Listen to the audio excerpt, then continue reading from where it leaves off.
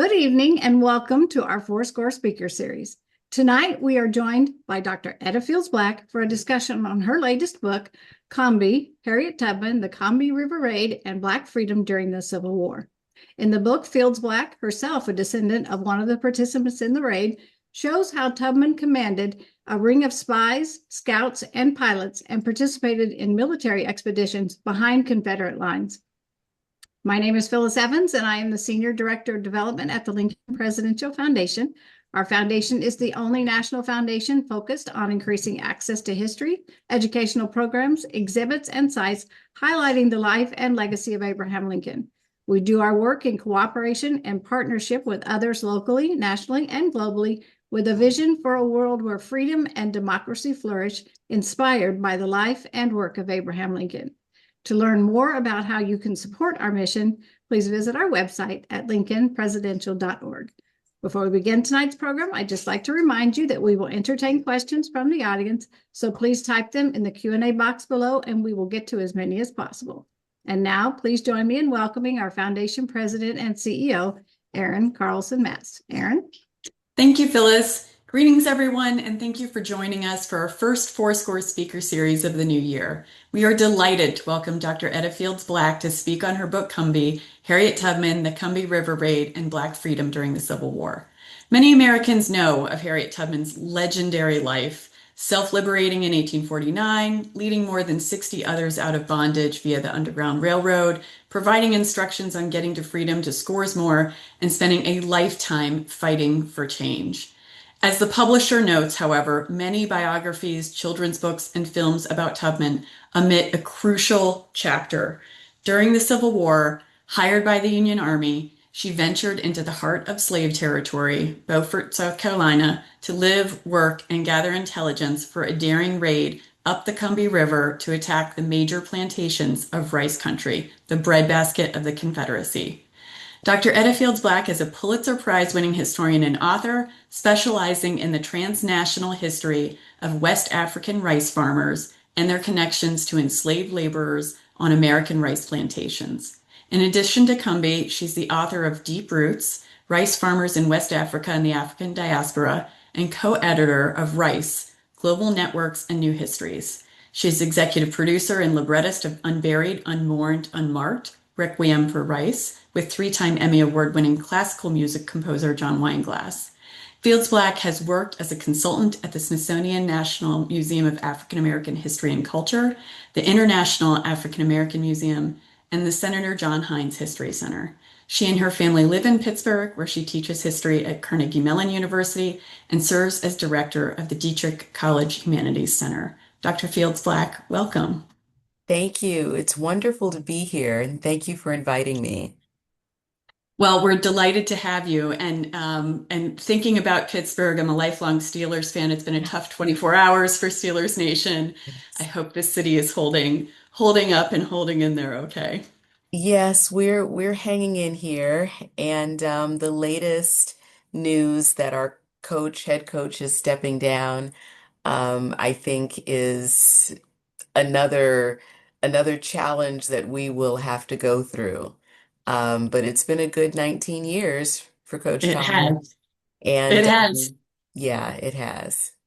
One of my favorite bits of trivia that our audience might enjoy is that for over the past 55 years, there have been twice as many popes as Steelers head coaches. So there you go. Our team is loyal to their head coaches. But on to the topic and subject at hand, our audience is always interested in learning about our speaker's professional arc. So can you tell us what led you to a career in the humanities and history? Hmm. You know, I think I think I've been a historian for a long time. My mother is a historian and an archivist.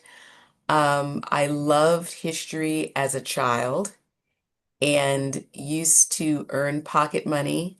Mom would give me and my sister, of course, a tape recorder and a legal pad, so I'm dating myself, and send us, her family lived literally on 2 blocks. So she would send us around the corner to her down the street, sometimes around the corner, to interview her aunts and uncles.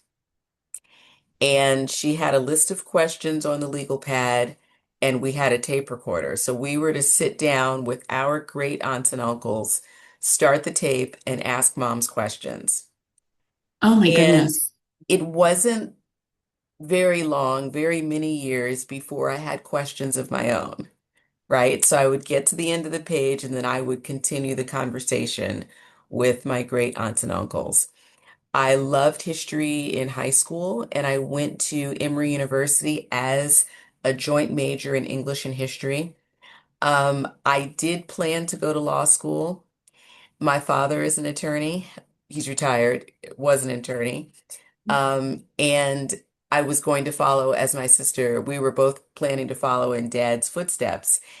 And the first class that I took at Emory, my very first class was a history class. And I loved it. I loved it. And I had a very have a very close relationship with the professor who found out about my family. This is my father's family, who were from coastal South Carolina and Georgia, Gullah Geechee, and began to give me a supplementary syllabus about the Gullah Geechee people. And that was it. I was hooked and I had my own interpretation of these readings I was doing.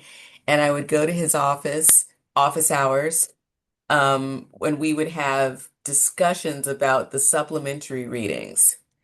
And from that point on, I wanted to write history textbooks and then be a professor of history. That's incredible. And what a great way to also get young people involved in asking questions in the work of history. That's amazing that Yes. your mom had you and your sister do that. Well, will you please share with us what led you to write this particular book that is really a magnum opus? For anyone in our audience who hasn't read it yet, you have to. It's just, there's no other way to say it. And given the depth and breadth of this book, in addition to sharing how you came to write this, can you also share an overview of the book to help frame our conversation today? Okay. So I came to the Combahee River Raid really through the rice fields. It was rice that inspired me. It's rice that first caught my attention. At the time, I was working on what I thought was going to be another book, a history of the Gullah Geechee that went from, the transatlantic slave trade to yesterday. It was huge. I mean, you think Cumbee's huge, but the geography and the chronology of this book in my head was huge and it just kept getting bigger. And I was working on the libretto for Unburied, Unmourned, Unmarked Requiem for Rice. So I was literally in my rice fields, which is where I live, intellectually. And the two projects were growing and growing in opposite directions and kind of pulling me in two very different directions. And the one part that I had sort of already mapped out where they intersected was on the Combahee River Raid. And I had found the life story of Minus Hamilton. And Uh, Minus Hamilton he is the leading man of Combahee, right? The 88-year-old man who tells his story of what happened to he and his wife on the morning of the raid, and sort of charts his course by telling us where he was held in bondage, right? Where he was born mhm. and who held him in bondage. So he really charts the course for Combahee, in which I am tracking the freedom seekers and attempting to tell the story of the Combahee River Raid from the perspectives and through the voices of the people who are liberated in the raid and the people who participate in the raid. So that would be soldiers, that would be Harriet Tubman, and then the Combahee freedom seekers. So I'd found Minus Hamilton's life story and I kind of tucked it away in my basket. And as I thought about reining in these two projects, it was really Minus Hamilton's life story that was at the center of this intersection where these two projects met. And the project that had to be reined in was really the Gullah Geechee book, right? That was too big. And so I decided to cut it around the Combahee Raid and to focus on the raid.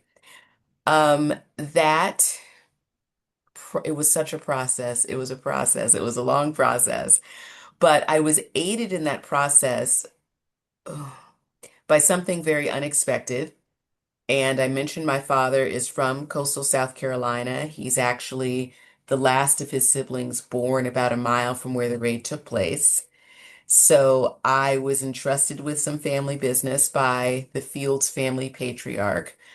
And in looking for the Fields family, I I I didn't find at first much about the family, but what I found were the pension files.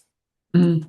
And as I found the U.S. Civil War pension files looking for my family, I found the Combahee Freedom Seekers, and I was able to confirm the two regiments that were formed the day after the raid. And in those files, in which again I'm looking for my family, I found Combahee Freedom Seekers testifying about the raid. And then, as I found not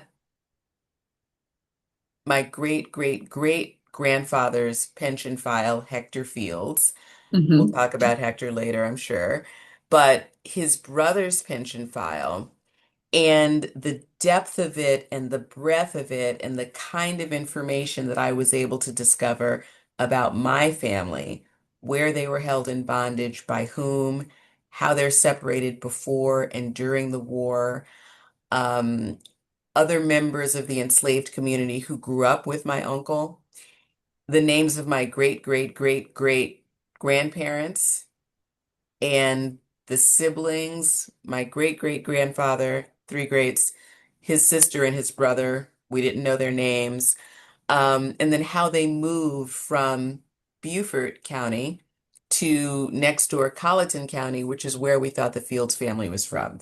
So what I learned about my family from one pension file got me thinking that if I could get all of the pension files of these two companies formed the day after the raid, I could reconstruct the Combahee community.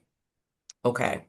So I did know that this had not been done before. I did know that there were, as far as historians knew it, two sources that we could use to hear the voices of enslaved people, the WPA interviews and slave narratives, none of which talked about the raid. So I had an inkling that I was onto something new.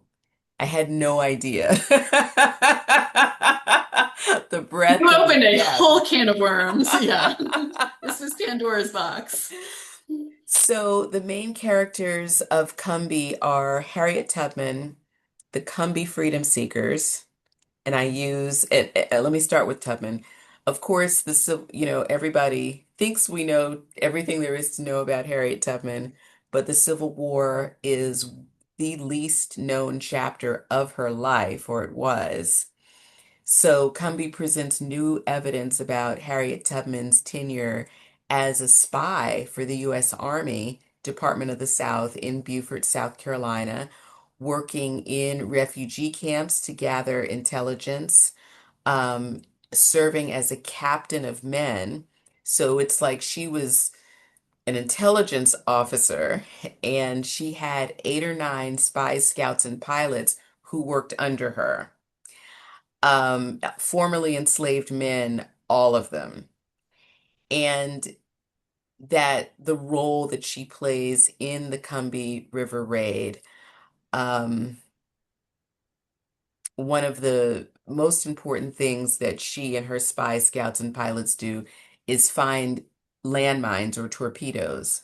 They found the enslaved men who were forced to mine the Combahee River with landmines.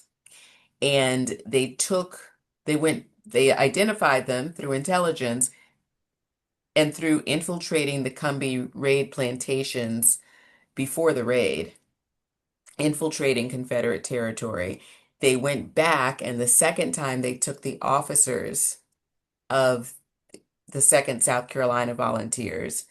The officers diffused and removed the torpedoes. And so this opens the Combahee River up for the raid. We learn a lot more about Harriet Tubman and her leadership, her intelligence gathering, her espionage, all of that. The Combahee Freedom Seekers are the second main character, and their lives are recovered through the pension files, and they testify about everything.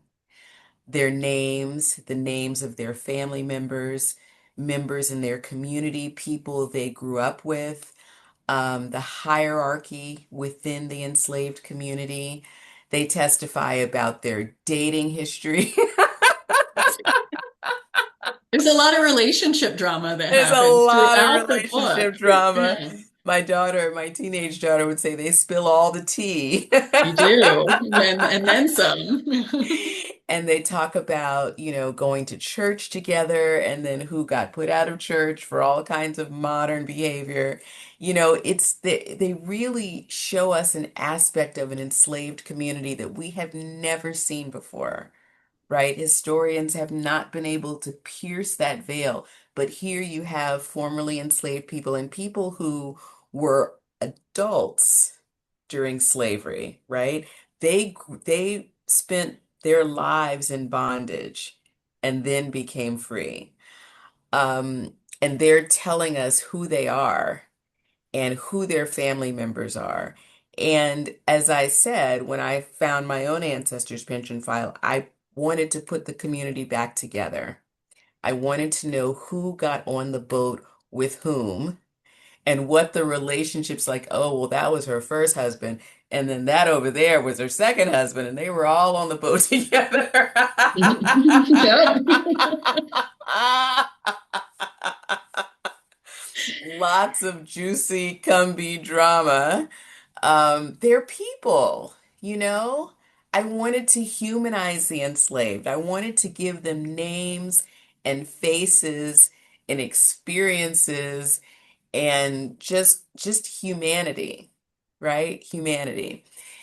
The last main character is really the environment. Mm. It's the environment. It's the rice fields and the disease environment, the sickly season, because of course rice grows in standing water in these tidal rice fields. Mosquitoes breed in stagnant water, and the region is infested with malaria. And that chronic malaria and a variety of other ailments just really texture people's lives in a very awful way, right?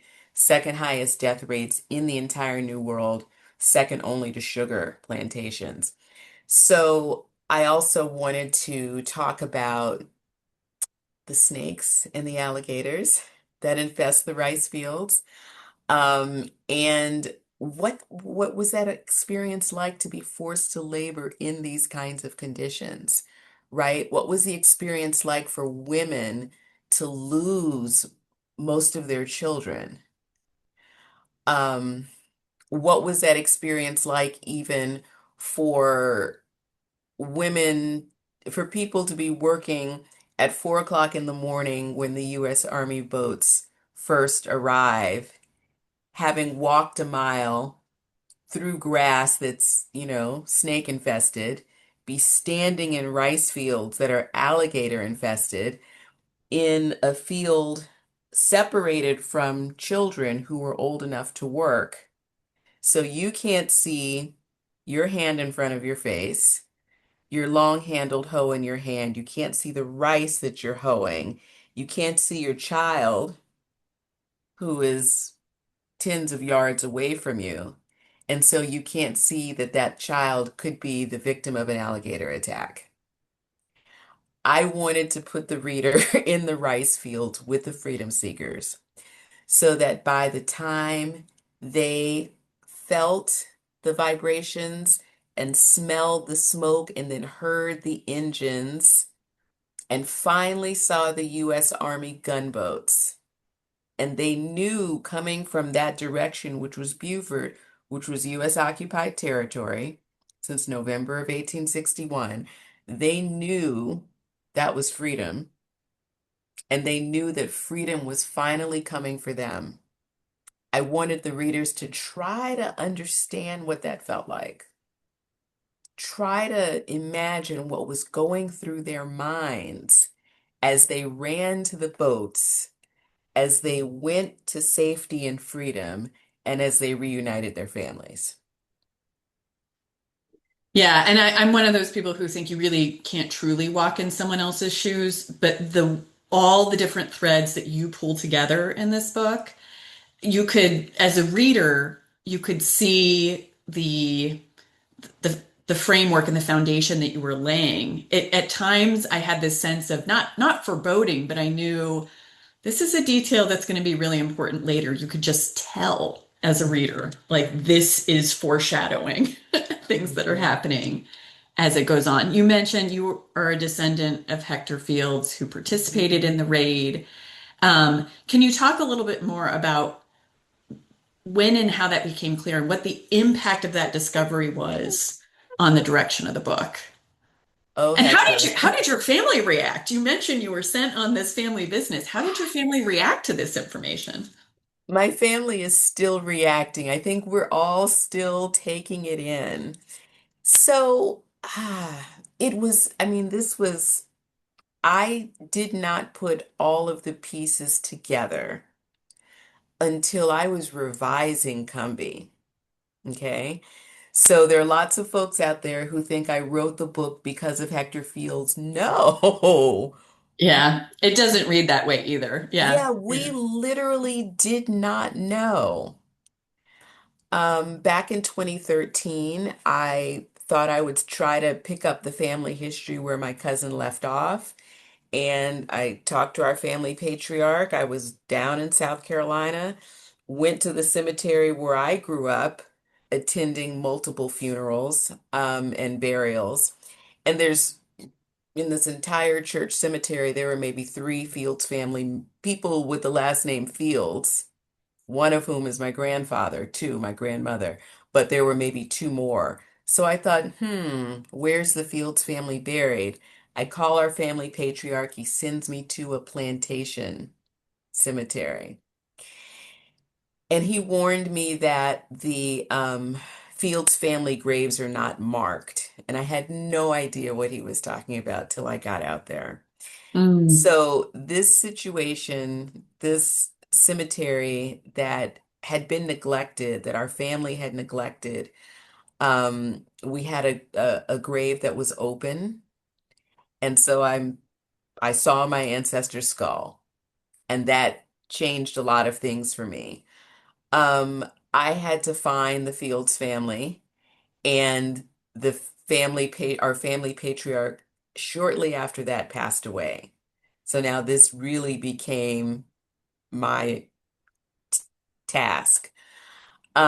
I turned to my dear friend Tony Carrier, who at the time was the founder and the director of the Center for Family History at the International African American Museum. And I gave Tony the information that my cousin gave me, where he had gone to the census and traced back as far as he could go, to my great great great grandfather, Hector Fields. And Tony took one look at it. She said, "Oh, that's Hector Fields. He's a Civil War veteran from Beaufort County." I said, "Beaufort?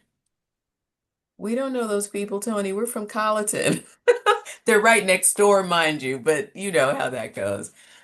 So, long story short, I didn't believe that nobody had ever mentioned the Civil War. Nobody who was living knew anything about this. I thought there must be two Hectors. This was not my Hector. So she went about trying to verify that we were actually related to him. Hector had a pension file. It's very slim. Hector did not get a pension. So it's 30 pages there. I took a look at it. I was like, okay, there's nothing there. And I had to go to DC to get it. When I went to DC, Tony and I came up with a list, surnames from my dad's family, from our family tree, and surnames that matched surnames in the Second South Carolina Volunteers. So I pulled all these pension files, came home, and I looked at them and I said, "There's no family. I'm not related to these people. I filed them." I went back several months later and read them, and that's where I found the testimony about the raid. So Tony kept digging. She kept digging, and she found Jonas Field's pension file. And And that's Joe your great, great, great uncle? Uncle, yes, Yeah. this is Hector Fields' brother. We only knew Hector father to son down to my grandfather. We didn't know the siblings and we didn't know the generation above Hector. So in that file is where we learned everything we could about our family, that they were enslaved in Beaufort, by whom, that Hector and Jonas's sister is given away as a wedding gift, that the family is separated again during the war. Jonas is separated from his wife, who becomes mentally ill, and they never live together again. And the names of other people in that enslaved community. And we learned how they got from downtown Beaufort to right where our family patriarch, whose name was also Jonas Fields, where he lived and died. So this was the Fields family homestead that we knew. We didn't realize that they were originally from the neighboring county. So there's still a lot of questions about Hector, and it wasn't until I'm actually mapping the raid and I'm literally working on the maps and looking at where the different companies go and what boats they're on and, what direction they went, that I realized, oh, well, Hector's company C was on the John Adams with Harriet Tubman. I was in revisions. I was working on the maps. I was putting the finishing touches on the book before I thought, oh, wow, okay. Hector's company, Hector, was on the boat with Harriet Tubman. That's wild. Absolutely wild. I mean, and you're alluding to it here, but that's another thing that comes through when reading this book is the amount of painstaking research. Um, in part because not only is there the challenge of many of the individuals who self-liberated or liberated as a result of the Combahee Raid were illiterate, so they Right. weren't necessarily able to write their own stories, but there are name changes that occur. There might be the name they're assigned by the enslavers, the name they hold for themselves, name changes through marriages and or names they choose for themselves. And so the just sheer amount of detective work needed to piece all this together is phenomenal. I'm curious, since the book has come out, are there descendants of other people you highlight in the book who've come forward and realized that they have a connection to this incredible military raid? There are, yes. I have had the sheer joy of meeting a number of Combee descendants. And it is truly, truly, and people who are descendant from the main characters in Combee, and families, and they're not all in South Carolina. One family that I've met is in New York. One descendant she's in Washington State. She'll call my office at Carnegie Mellon, "Combee!" And they're like, okay, okay, she's not here right now. Hold on. We will go get her right now. She's in class, but that's okay. If I don't answer my phone, she has my cell phone number, but if I don't answer it fast enough, she will call the history department at Carnegie Mellon. It's amazing. So, and families who have kept their history and who've passed down their history. So when they say we're descendant from Jack Weinglass or Smart Washington, they're like, here are our papers. That is our ancestor, right?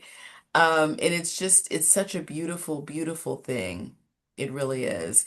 And I'll say that when COMBEE debuted in South Carolina in May of 2024, a group of COMBEE descendants, the first group that I actually met, invited my father and his siblings to come for a family gathering at my cousin's church. And they knew I still have family in South Carolina. They know my cousin very, very well. They actually took the book to his house and said, Elder Walter, do you know this woman? He's like, oh, yeah, that's Cousin Etta.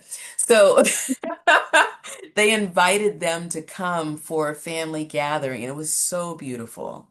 It was really, really beautiful. That's incredible. Um, I want to talk a little bit about the raid itself and how the people came in place for this, because the success of this raid required an incredible amount of trust. You mentioned all the intelligence gathering that Harriet Tubman and her team did. But for example, it required trust between Tubman and her sources. It Mhm. required trust between Tubman and Colonel Montgomery and the other officers. This was incredibly dangerous and incredibly high stakes. Yeah. Early in the book, you even have stories of some of the first planter families in the area double crossing, defecting to, you know, uh, defecting to the crown. So it's not as if proximity and familiarity equals trust. And in some Mhm. cases, there's also like the language differences. There are dialectical differences. So it's not even like they're necessarily speaking exactly the same language. Can you talk about the relationships and the expertise that made this raid possible, and more importantly, successful?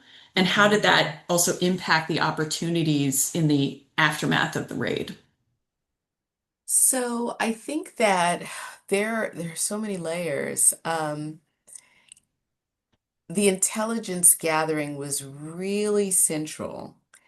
I talked about the rice fields and, the stagnant water and the mosquitoes and the malaria.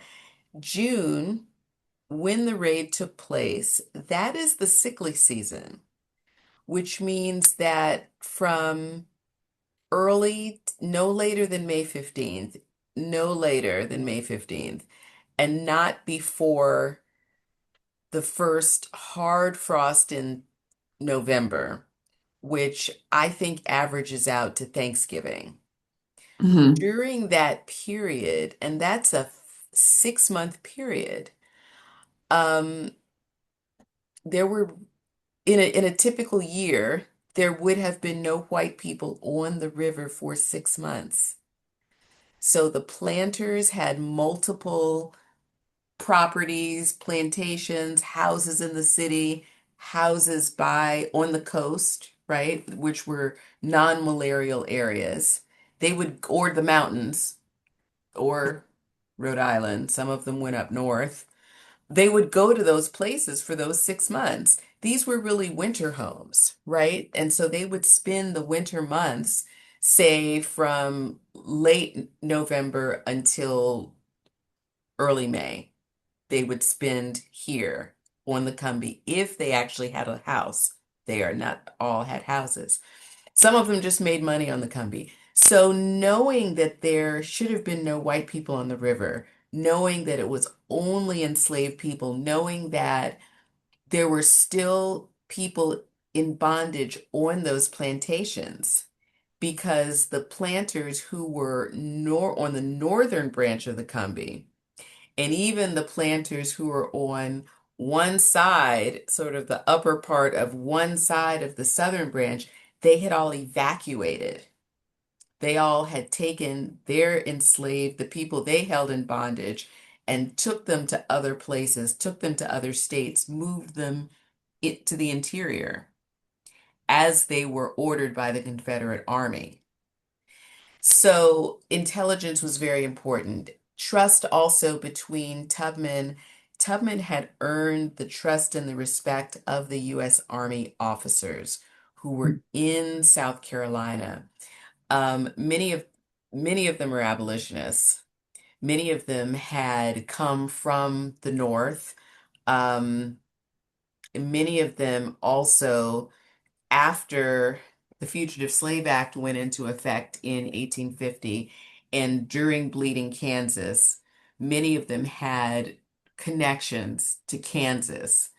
And Kansas was like where these abolitionists were ready to go to war to stop the spread of slavery. So that's different than giving a lecture. That's different than raising money, right? That is, we are actually going to put our skin in the game. So you kind of divide it between those who would give a lecture for the slave and those who are willing to die for the slave, right? So the people from Kansas were just their own breed in and of themselves, and they hung together very, very well. So you have these folks who've had this Kansas conversion experience, if you will, who end up in South Carolina in the Department of the South, and they know each other, even if they don't, even if it's by reputation, right? Mhm. And so they knew Tubman and she knew them. And so that's a level of trust. You also have the freedom seekers and Tubman, because when Tubman's on the Underground Railroad, those were family members and community members whom she liberated. And most of the people were known to her, okay? Mhm. And if they were not known to her directly, they're known to her through a family member, an in-law, etc. When she comes down to South Carolina, she's very clear. I didn't know those people. I couldn't even understand those people.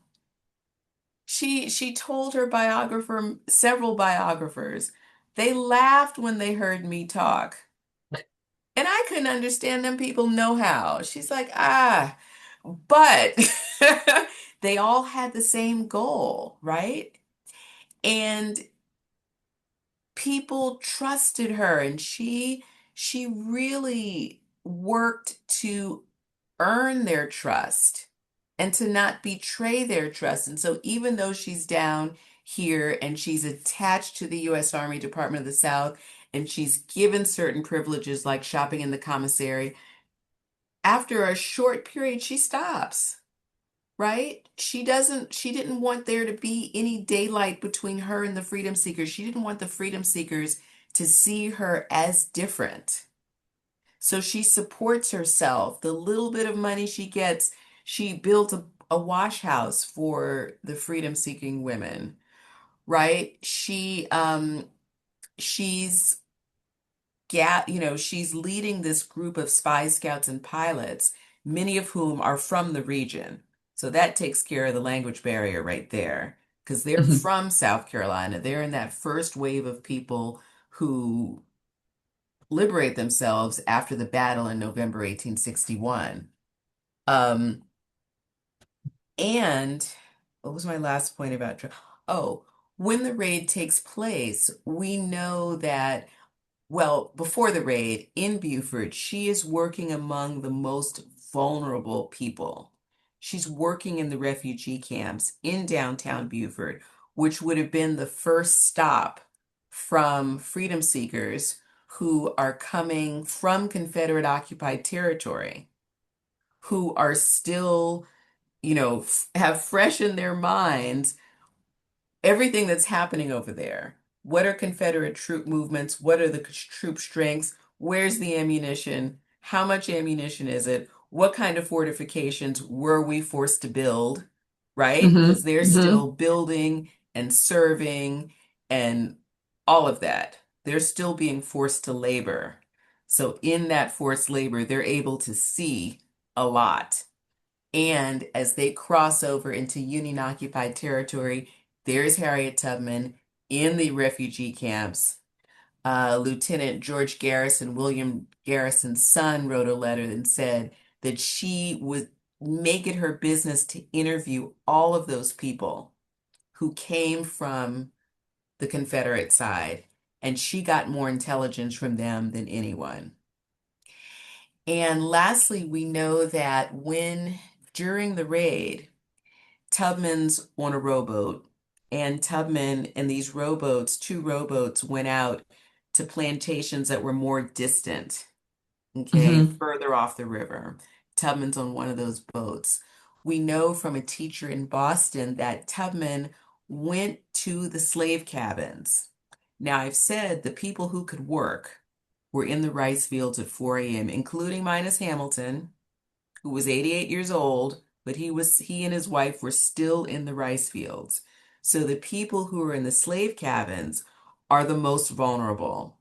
They are elderly and infirmed, disabled, ill, and or young children and babies. Tubman goes to the slave cabins and she gets the most vulnerable people and she coaxes them to come out and come with her to freedom. It's absolutely incredible. We are nearing the time that we have questions, but there's a question that was asked by Will Ball. What became of the 700 some people, freedom seekers from Combahee? Um, and not just in the immediate aftermath of the raid, but if you could give, some examples of their life Yeah. after the war. hmm So, in the immediate aftermath, about 150 men aged 14, men and boys, to 70. One man was 70, that was Smart Washington. Um, they joined the 2nd South Carolina Volunteers.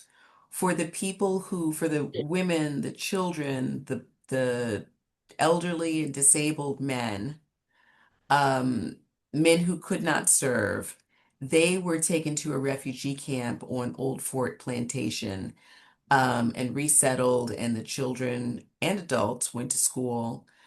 Um, After the war is over and after the men are mustered out, um,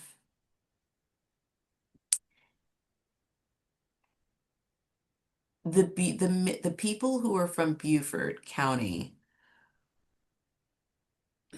how can I break this down? Basically, people eventually go back to the Combee. The Beaufort folks tended to go back sooner.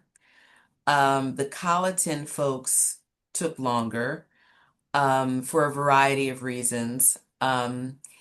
You have a good percentage of veterans and widows who purchase land.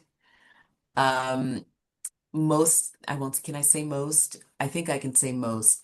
Most of them were not able to keep it and pass it down, but they do become landowners.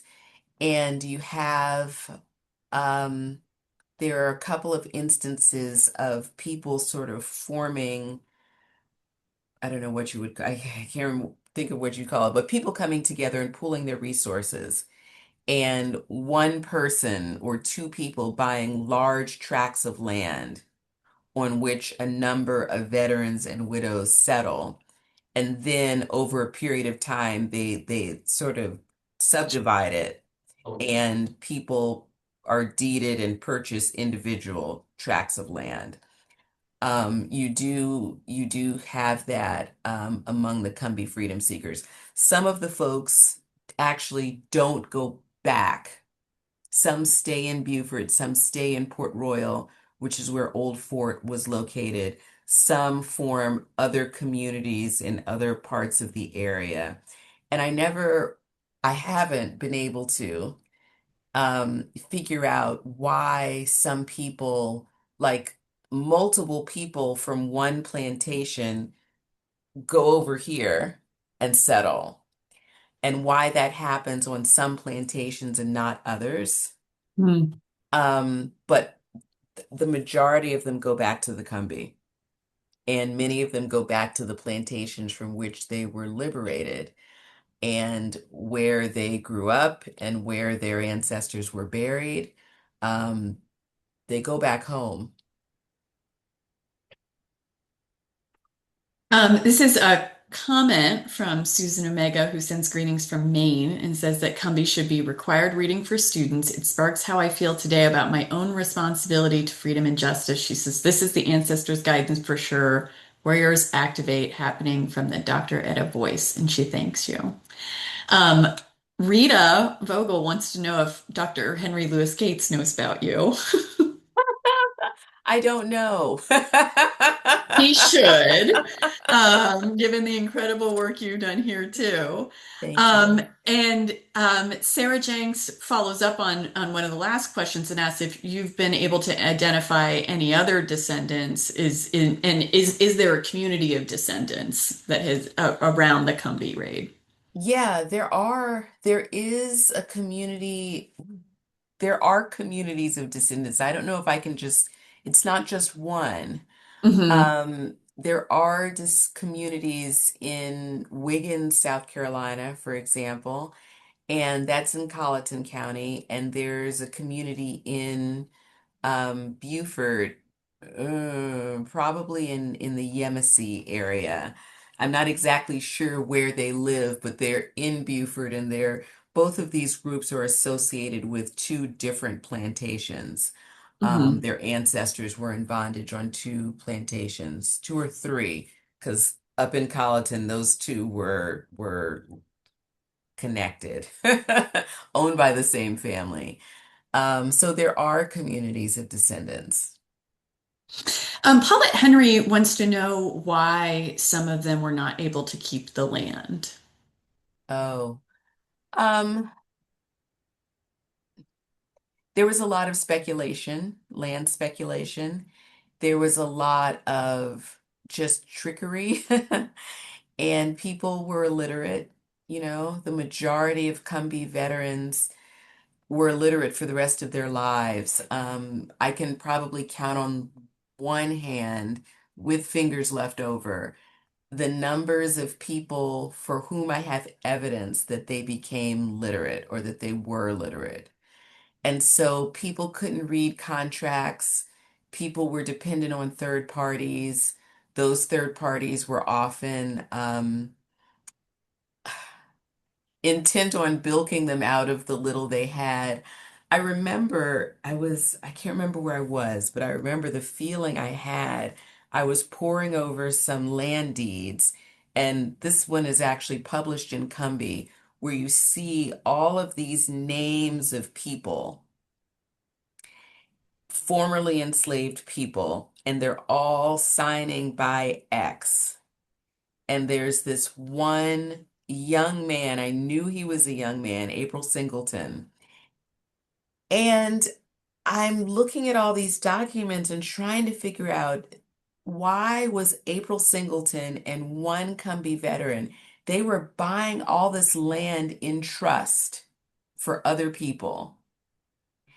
And I couldn't figure out why this young guy would be trusted with that kind of responsibility until I found that one deed and I saw that all of these freedom seekers signed their name with an X, a mark, and April Singleton and Neptune Nicholas signed their names. Yeah. One of the attendees asks if you can describe the raid, and you've already done that a bit. But I wonder if this isn't a good opportunity to also, because there are two of the chapters in the book that are two different perspectives on the same event. You know exactly what I'm talking about here, I Nichols and do. Hamilton.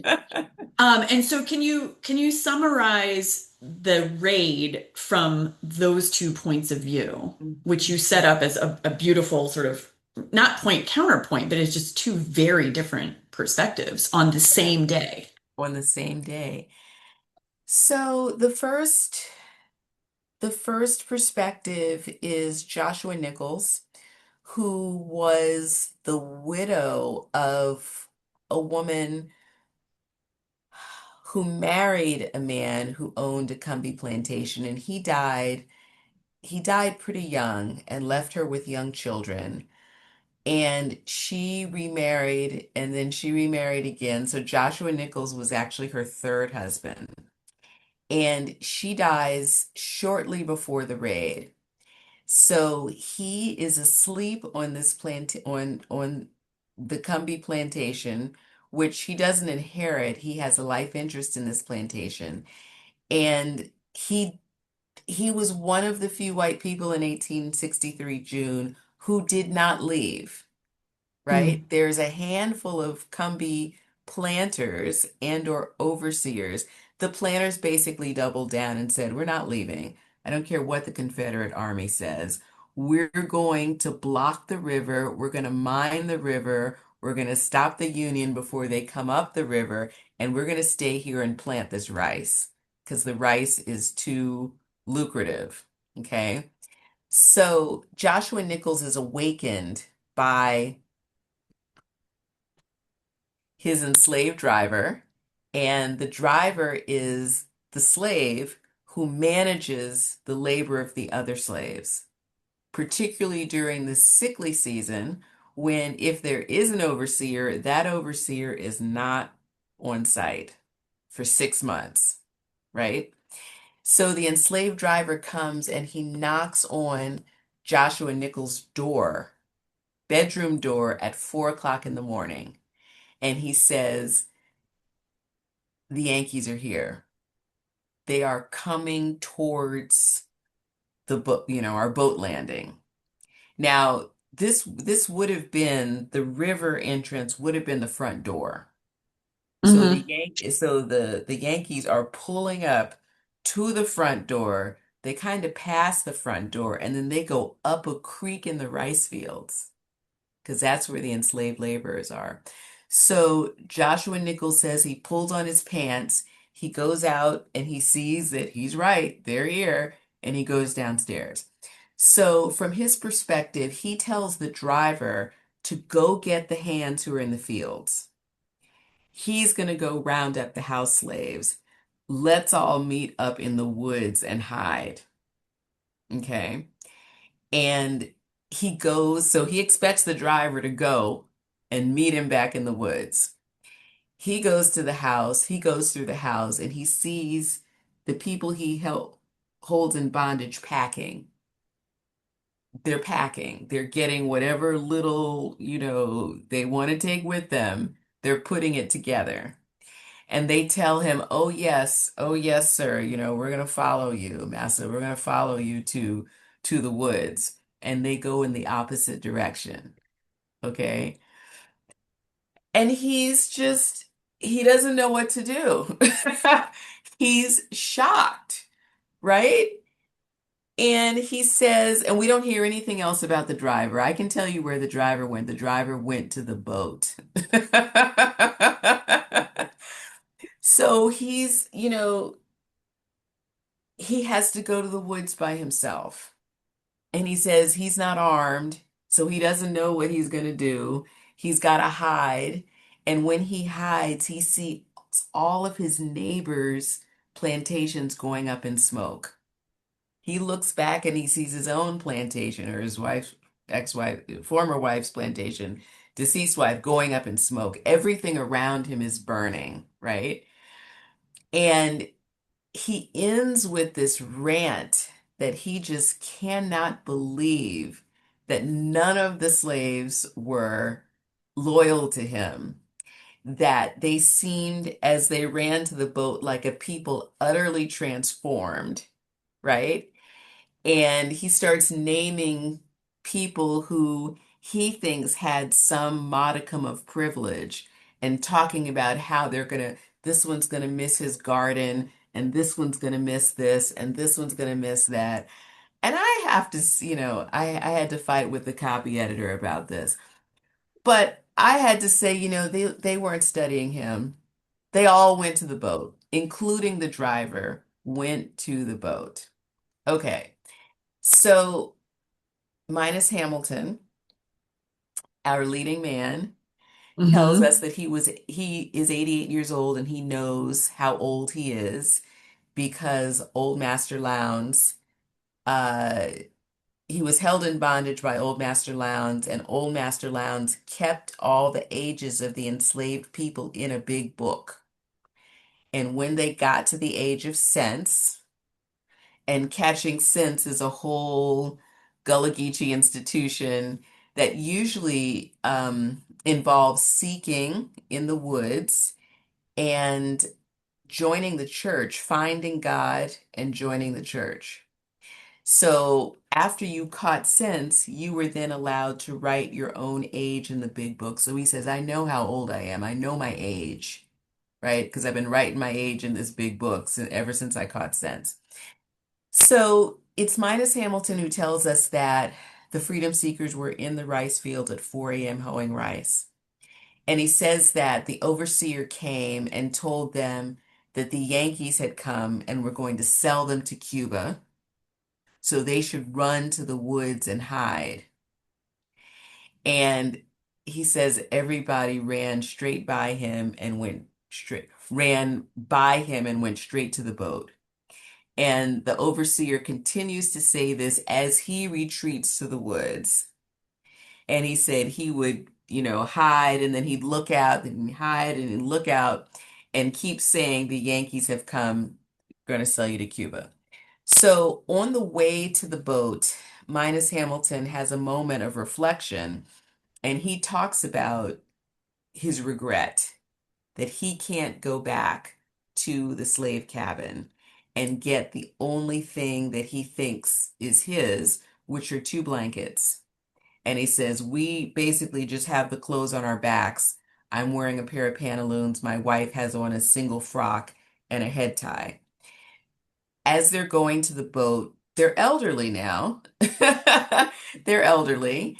And as they're going to the boat, someone comes up behind them and tells them they need to hurry up. They need to come on because the Confederates are coming. And according to Mr. Hamilton, his wife starts to talk a little trash and she tells him to come on.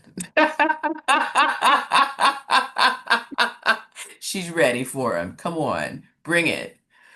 So, and then Minus Hamilton has, oh my gosh, he sees the 2nd South Carolina Volunteers. He sees black men in uniform, U.S. Army uniform for the first time. And he is just totally in awe. I mean, you can only imagine this 88-year-old man who was born and spent his entire life in bondage and probably could not imagine anything else than that he would die in bondage. And he says, and these young black men, he calls them the black soldiers, so presumptuous. I'm sorry, the Brack soldiers, because he's a Gullah speaker, so he's got this LR alternation. The Brack soldiers, so presumptuous. And they're presumptuous because they hold their heads up, right? And they keep their back straight. And he said they went straight to that plantation and they burned the house to the ground.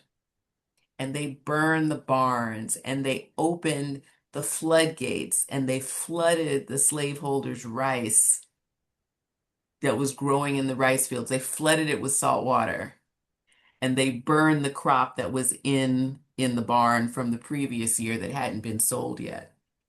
And he is just gleeful. Okay, he's gleeful. So he's telling his story to Colonel Thomas Wentworth Higginson, who Hmm. was a Massachusetts abolitionist, also did a stint in Kansas, and knew Harriet Tubman, before the war, after she liberates herself and she becomes parts of these Northern abolitionist communities. So Colonel Higginson must have asked Minus Hamilton how he felt watching the slaveholders' property go up in flames. And Mr. Hamilton said he didn't care at all, right? He was going to the boat.